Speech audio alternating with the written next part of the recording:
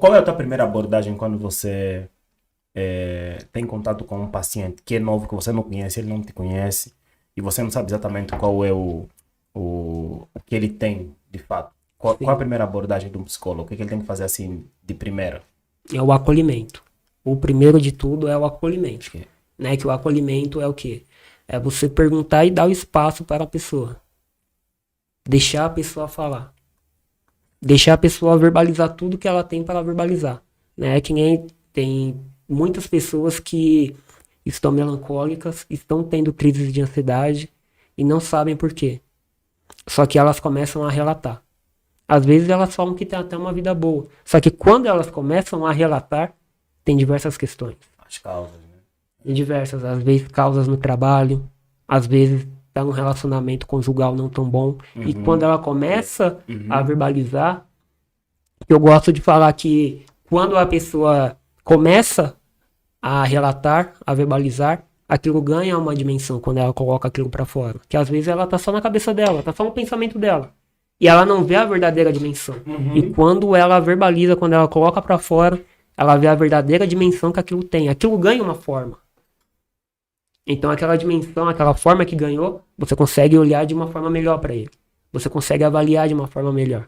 Então é quando as pessoas começam a ver, verdade, tem muitas questões. Né? Eu pensava que não tinha nada, mas quando começa a relatar, ela vê diversas questões que não são situações normais. Gera um certo, isso gera um certo entendimento tanto para você quanto para ela que tá falando, né? Sim.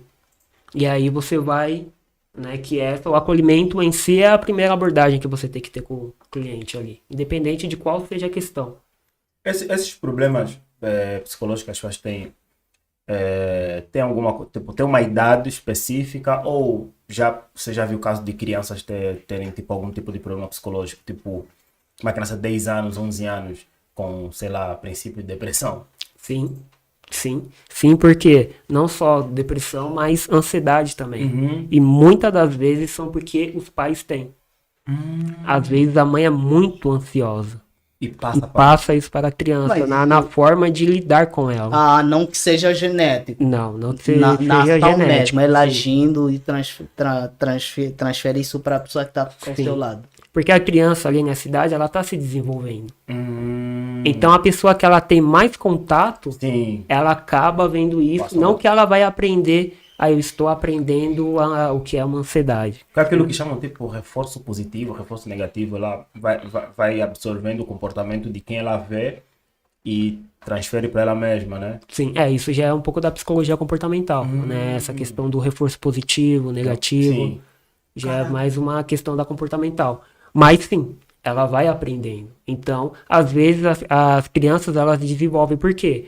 Fora a casa ali, né, o núcleo familiar que ela vive, ela tem outras questões também. Ela tem escola, às vezes tem aula talvez de karatê, tem aula de piano.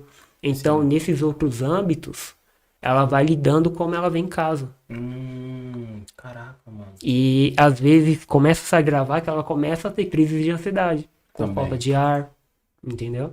Ou fica Não que reprimido. seja só exatamente isso, né? Que aprendeu com a mãe ou com o pai. Não que seja exatamente isso. Às vezes é uma própria questão da criança mesmo em si. Ou às vezes também tem a criança que os pais não têm nenhum desses comportamentos ou essa patologia e eles também acabam desenvolvendo por si só, né? Sim.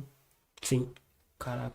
E uma outra dúvida que eu até ia esquecendo. Será que a dependência afetiva que umas pessoas têm pelas outras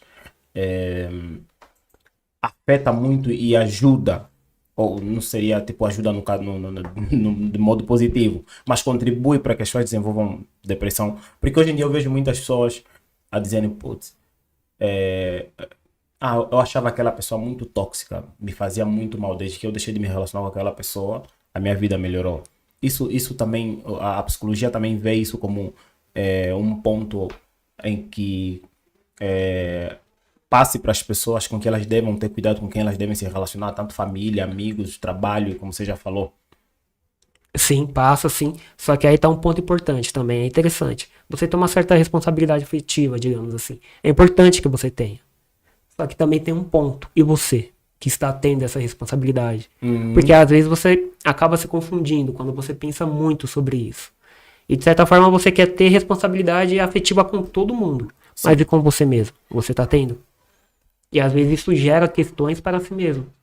Porque às vezes você quer falar algo muito importante para alguém, uma questão que tá trazendo algumas sensações para você, só que você não fala. Por quê? Você pensa que se eu falar isso, acho que eu vou magoar essa pessoa. Vai machucar, né? Eu não vou falar isso porque eu acho que eu vou magoar. E ela não consegue verbalizar isso. Só que em contraponto, como é que ela tá ficando com isso também? Guarda tudo pra dentro. Sim. Então é interessante que tomar cuidado com isso, né? Porque a certo ponto ter uma responsabilidade afetiva é importante, mas e consigo mesmo. É importante você olhar pra isso. Tipo, não tem como você cuidar das outras pessoas se você não se cuida, né? Tipo, mano, a chance de você explodir é muito grande. Tipo, você vai salvar o mundo e você vai se matando. Sim. Cara, bem interessante esse papo aí. Deixa eu ver se temos já alguma pergunta aqui.